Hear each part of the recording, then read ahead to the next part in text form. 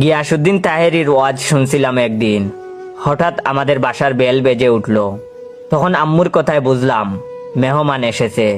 কিছুক্ষণ পর আম্মু বললেন মেহমানের জন্য চা নিয়ে যেতে। মেহমানের সামনে চা নিয়ে এসে সালাম দিয়ে বললাম, আমি একটু চা খাই, আপনারা খাবেন? ঢেলে দেই? দেই একটু। তখন মেহমান বলে, কি বলতেছে ছেলেটি?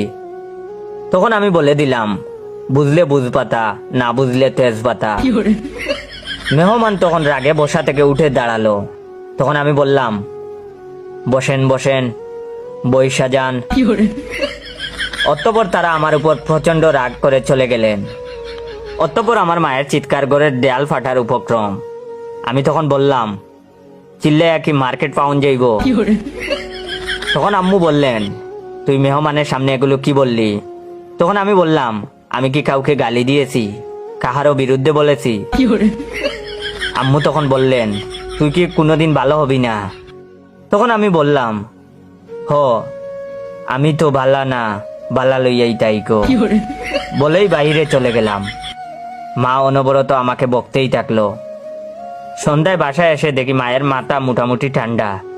ছোট ভাইকে বললাম, ভাই, পরিবেশটা সুন্দর না?